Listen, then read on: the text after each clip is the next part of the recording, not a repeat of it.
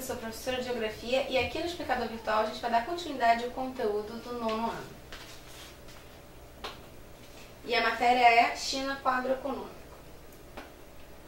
Bom, pensando na China, ela vai obviamente se apresentar como um grande país em relação ao crescimento econômico. Os indicadores de crescimento econômico da China são os maiores dos últimos anos e mostram bastante interesse da comunidade internacional, justamente porque eles conseguem acumular muito dinheiro, né? Inclusive, hoje em dia, já são representantes de investimentos externos, acabam alavancando o crescimento de grupos como o BRICS, eles contribuem também para o investimento em áreas, né, em países que são países subdesenvolvidos e têm mostrado um interesse cada vez maior em se colocar no cenário internacional econômico.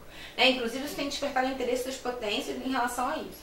Para entender melhor a economia da China, a gente pode dividir ela em algumas áreas. A primeira área que a gente vai olhar é a Manchúria. A Manchúria é uma das áreas mais importantes, né? Ela vai ficar um pouco ali, ela fica do lado oriental e ela fica um pouco mais ao norte. Né? Ela vai apresentar uma elevada densidade demográfica, como é típico dessa região, solos férteis importantes para a produção de agropecuária, com destaque para o trigo, e um subsolo rico em minérios e forte concentração de indústrias de base ou pesadas, né? São siderúrgicas, químicas, mecânicas e metalúrgicas. Devido a essa concentração, enfrenta problemas ambientais como a poluição atmosférica, né? Como a gente já tinha falado anteriormente, a poluição atmosférica é um problema sério na China, inclusive coloca em risco a saúde da população e vai apresentar elevados índices de poluição. Inclusive, no cenário internacional, muitos países acabam responsabilizando a China por uma grande quantidade de poluição atmosférica, né, que poderia estar contribuindo numa escala global a problemas ambientais como aquecimento global e coisas do tipo. Bom, a Mongólia Interior trata-se de uma região, uma das áreas mais vazias do território chinês, né, e é onde você vai encontrar o deserto de Golpe, né, desenvolve agricultura irrigada, principalmente o trigo, além da criação nômade. E a criação nômade a gente vai ver em várias regiões, né, da China, principalmente as regiões mais ocidentais, em função dos problemas, né, da ausência de concentração populacional nessas regiões. Bom, a gente tem o Xinjiang, que representa a concentração populacional dentro, e o deserto, né, tem uma reduzida concentração populacional, e o deserto do Taklamakan, né, e é onde se tem uma intensa bacia semidesértica, que é dali. Chega a alguns pontos de descer abaixo do nível do mar. A gente já tinha visto que o relevo chinês ele vai apresentar grandes altitudes e grandes depressões em algumas regiões, é o caso disso.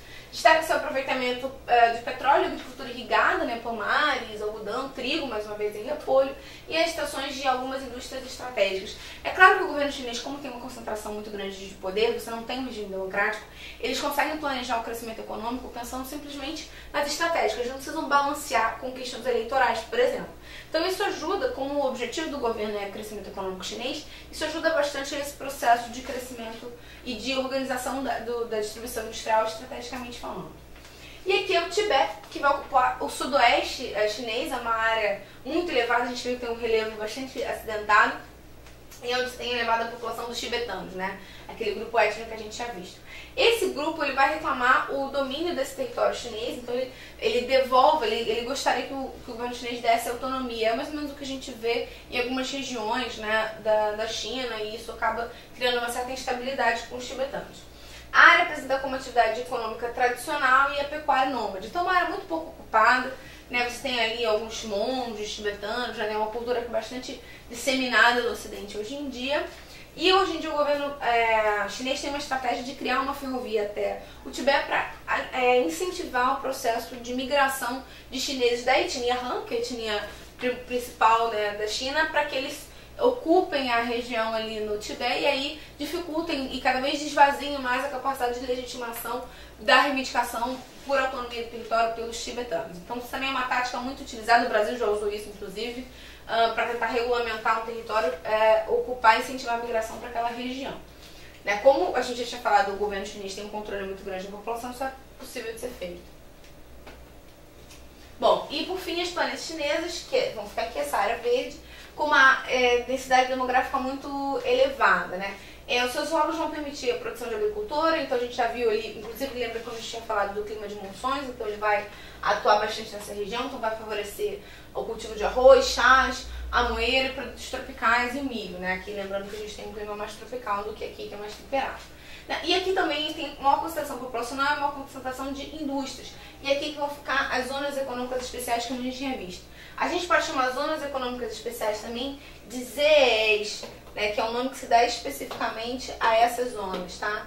ZEs, zonas econômicas especiais. São típicas da região que vão permitir a atuação e o desenvolvimento da economia de mercado dentro dessas regiões, né? Então, o que iria justificar aquela afirmativa de que a China tem uma linha ideológica, tem dois sistemas econômicos, né? Um país, dois sistemas. Você tem um sistema ideológico que é o comunismo, mas você tem o capitalismo atuando em algumas áreas como as zonas econômicas exclusivas. Só para recapitular o que a gente estava vendo, a Manchúria, primeiro que a gente viu, fica aqui essa área aqui rosa, vai ficar aqui no lado oriental, mais ao norte. A gente tem a Mongólia interior, o Xinjiang e o Tibete, que é essa parte aqui mais marrom escura, e as planícies chinesas nessa região. Aqui que a gente vai entender melhor a distribuição a gente pode dividir economicamente as áreas aqui da China. Bom, eu espero que tenha ficado claro. Tchau!